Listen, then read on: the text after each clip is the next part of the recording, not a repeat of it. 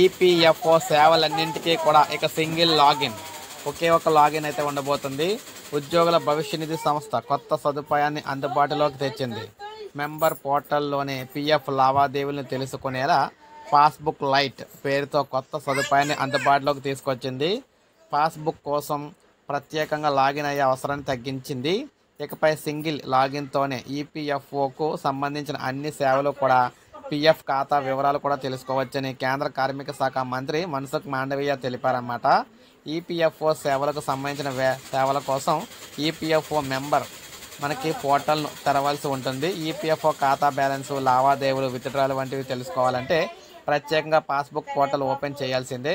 ఇకపై ఆ అవసరం లేకుండా ఈపీఎఫ్ఓ మెంబర్ పోర్టల్లోనే పాస్బుక్ లైట్ పేరిట కొత్త సేవలకు శ్రీకారం చుట్టినట్టు తెలిపింది.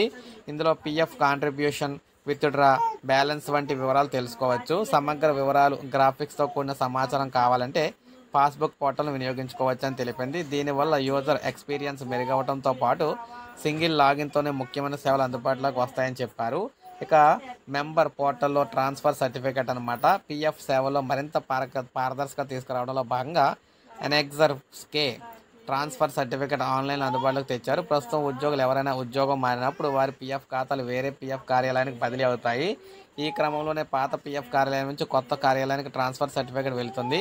ఇప్పటి వరకు ఈ సర్టిఫికేట్ కేవలం పీఎఫ్ కార్యాలయంలో మాత్రమే అందుబాటులో ఉంటుంది. సభ్యులు అడిగినప్పుడు మాత్రం అందజేస్తున్నారు. ఇకపై మెంబర్ పోర్టల్లో పీడిఎఫ్ ఫార్మేట్లో అందుబాటులో ఉంచనున్నారు. దీనివల్ల పీఎఫ్ బదిలీ సమాచారం తెలుసుకోవడంతో పాటు పీఎఫ్ బ్యాలెన్స్, సర్వీస్ వివరాలు సరిగా అప్డేట్ అయ్యాయో లేదో కూడా చెక్ చేసుకోవచ్చు అనమాట.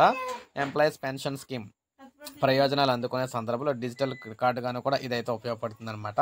ఇక సెటిల్మెంట్లు మరింత వేగంగా కూడా జరగబోతున్నాయి. ప్రస్తుతం పీఎఫ్ ట్రాన్స్ఫర్లు, సెటిల్మెంట్లు, అడ్వాన్స్లు, రిఫండ్ వంటి సేవలు ఆర్పీఎఫ్సి ఆఫీసర్ ఇన్ఛార్జి స్థాయి అధికారులు ఆమోదం తెలిపితే తప్పనిసరి అన్నమాట. ఈ విషయంలో కీలక మార్పులు చేసింది. ఆ బాధ్యతలను అసిస్టెంట్